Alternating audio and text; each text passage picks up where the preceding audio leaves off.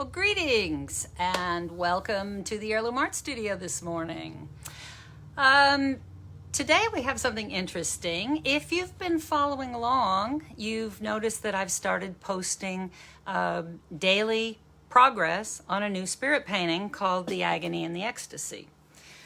What does that have to do with what we're going to talk about today? Well, we are going to talk about gray. Gray or gray?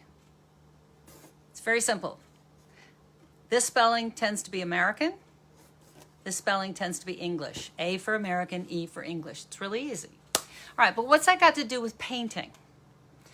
Well, a long time ago, there was a gentleman named Ansel Adams, born in 1904, died in 1985, who was a very famous American photographer, landscape photographer.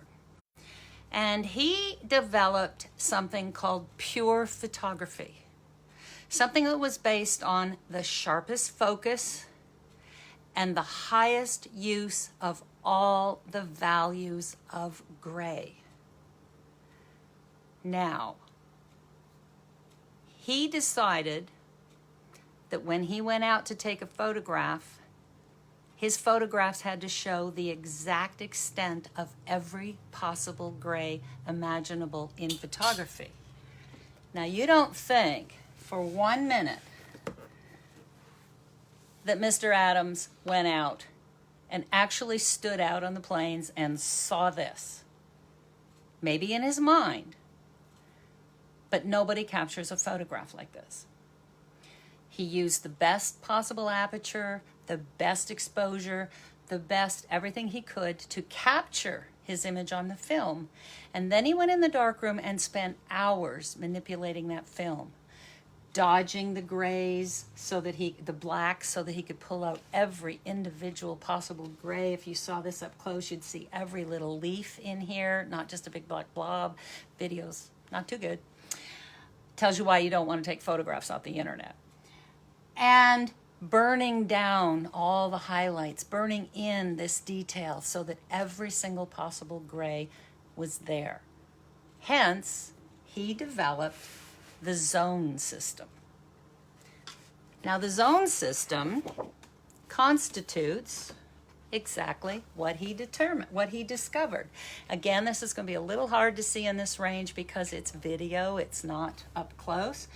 But if you look very closely, there is black, there is white, and there are 8 individual grays going across the scale. This is photography. I printed this in the darkroom. Now, it is possible to try to manipulate it a little bit farther. Let's see if I can get these up here. Okay.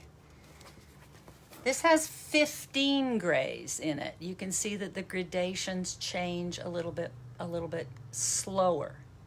But this is really pulling it, and it's very difficult to achieve. So we're dealing with 8 grays and black and white. Now, what's this got to do with painting? Everything. If you've been following along, and as I say, I've been posting my paintings. All of my paintings are done in black and white in a value scale. All right? Technically, there is no such thing as shading. There is a shade, but not shading. Which reminds me, just a minute, I got to pick something up. Dropped it. I don't want to wait. Here it is. Okay. Now, if you are doing a line drawing, you have exactly that. You have a line drawing. Technically, it's called a cartoon. Now, to some of us, a cartoon meant, it's Saturday, give me the colored cartoons, I'm going off to read the comics. All right? But cartoon is a very old artistic term. You don't think for 1 minute that Michelangelo climbed those scaffolding and went up on the ceiling with a paintbrush and started painting those magnificent people. Technically, he didn't paint it. It's a fresco. It means you use colored plaster and apply colored plaster. All right? He didn't do that. He drew a cartoon, a life-size piece of paper with a line drawing, which he then punched holes all along the lines, picked up a pouch of charcoal or chalk, climbed the scaffolding, adhered his paper design, and pounced all the holes around the design. When he took the paper off, the cartoon off the wall, lo and behold, his exact design was on the wall. Now, if you were a weaver, a tapestry weaver, those great big coverings that kept the wind from blowing across the walls in the big old castles, you drew a life-size paper cartoon of your scene, you laid it on the floor, you strung your loom, and you literally leaned over the loom, looked down onto the cartoon, and you wove all those colors based on the cartoon drawing that you were looking at underneath it. A lot of literally back-breaking work. I guess that's why they got the big bucks. All right, so we have decided that a cartoon is not what we're doing in drawing. Yeah, line drawings are great, gesture drawings, contour drawings are fabulous. But we're talking about doing a painting or a charcoal or value drawing. Now, here's the problem, especially with artists who are either untrained or beginning. Artists are timid, they're frightened, they're scared. They're really afraid of black. So when they do a drawing, they don't have a full value range of black and white. They might have black, they might have white, but look what's happened in the center. Everything has dissolved. Nothing is really realistic. In order to make this more realistic, you need a minimum of black and white and a minimum of 3 to 5 grays in order for this to become somewhat photorealistic or three-dimensional. So what happens is that when a beginning artist gets scared of using black, they say, oh, that's as dark as I want to go. Well, I've got white and I've only got 1, 2, 3 grays, black and gray. 3 grays are not going to make a realistic looking drawing. Here's an example of, it's actually a photograph, but here's an example of what I'm talking about. The value scale has no black in it. The darkest gray is probably about here. And we don't have a lot going on. It's sort of good, but it's not realistic. Now, this is if you're looking for realism, all right? If you're looking for some kind of three-dimensional photo. If you are going photographic, you're going to have to up your grayscale even more. My work is not photographic. It is high realism, but it is by no means photographic. That takes a lot more work and a lot more days. Now, if we, let me move this over, all right. If we increase our value scale, look at the full range. Look at what happens here, how much 3-dimension comes out of this. We have all the blacks, all the grays, the whites. By expanding your value scale. Now, here's that term, all right? This shade of gray is darker than that shade of gray. But when we are drawing, we are not shading.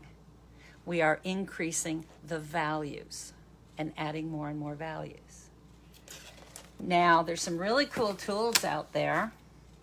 Liquitex is one of them. I think they still make these things. These are fabulous scales. They are actually the grayscales. Everything is backwards here, so I'm having trouble. Okay, white would be up here, solid black would be down here. Here are your 8 grays. If you're having difficulty wondering what your gray is, you can actually say, let's go back to this one because this one's really pale. All right, if I say to myself, let me see if I can find any of that gray. It's got a little hole in it. And look, see the white? When that gray matches that gray, oh look, see what happened down here? It almost matched. There it is right there. You think that's a dark, but the darkest thing in this painting is only 1, 2, 3, 4. It's only the 5th gray down, which means we've just eliminated half of the grays that we could possibly use. These are kind of cool. So if you are watching what's happening in The Agony and the Ecstasy, the new painting that's on file, go back on the Facebook page, watch day 1, day 2's up, day 3's going up tomorrow. My value scale that I put up originally is very weak, very pale, all right? And as I glaze and glaze and glaze and intensify and build up the darks and the shadows, the painting becomes more and more realistic and more 3-dimensional. So day 3's going up tomorrow. Monday will be day 4. I love day 4. Magic starts on day 4. There's enough paint on there to really start happening.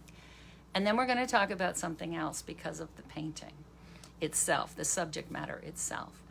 But that'll give you a little bit of an idea on how to change your drawings to go from very flat, very bland, to very 3-dimensional. Expand your value scale. Now, 50 Shades of Gray, not going to happen because I'll have to fact check it. But if I last checked the documentation, I think digitally we could develop 29 grays.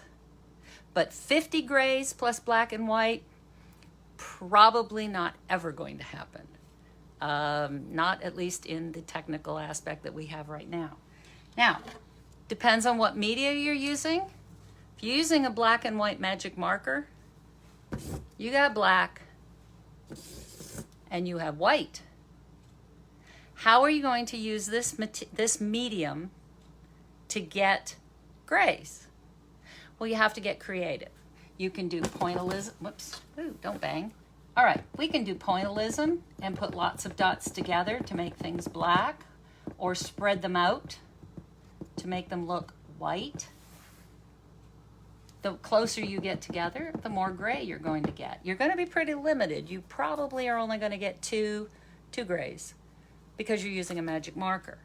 Now a standard pencil, whoops, try not to kick the camera. Just a minute, hold that thought.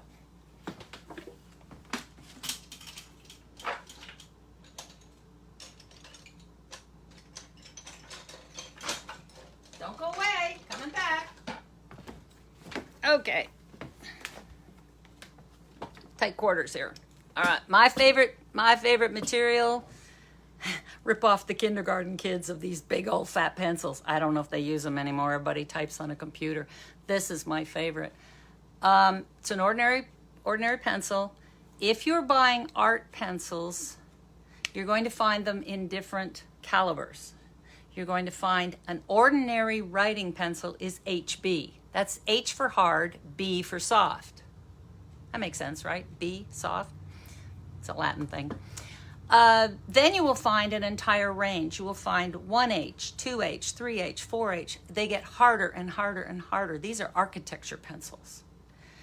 When you go to the B side, the soft side, HB is your ordinary yellow, fill out a form pencil. Then you get 1B, 2B, 3B, 4B, 5B, 6B.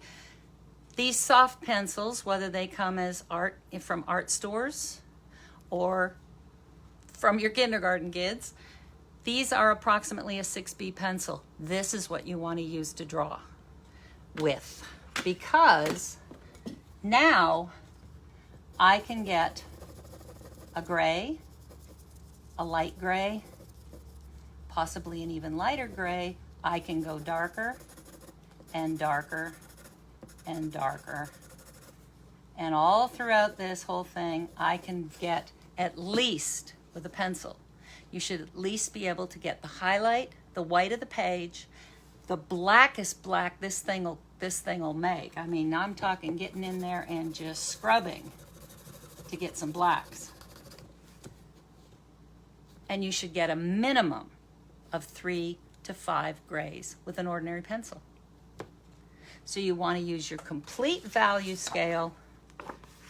The more values you use, the more realistic your drawing is going to be. Now, watch the progress of the painting as I post it. Like I said, I'll put day 3 up tomorrow. You're going to see more and more and more values begin to appear in the painting. I'm doing it in color, and that's a totally different subject we'll talk about later.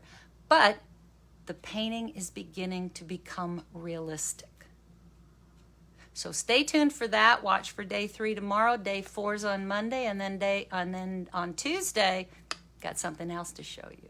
So I hope you're enjoying this. I know I'm getting a lot of comments about, even though you're not an artist, I'm having a great time watching, learning a lot of stuff. Tell everybody. You don't have to be an artist to see what we're doing here at the studio. Tell everybody, have them come in. If you're catching us on replay, don't forget to type hashtag, the little number sign, replay, hashtag replay, and that gets us big scores with Facebook. They like that stuff. And then tell us who you are. Tell us what you do, where you're at. Let's start a conversation. So hope you're having a great day. I'm going off to paint I'm up to day 5 on the painting. You'll catch up. Bye.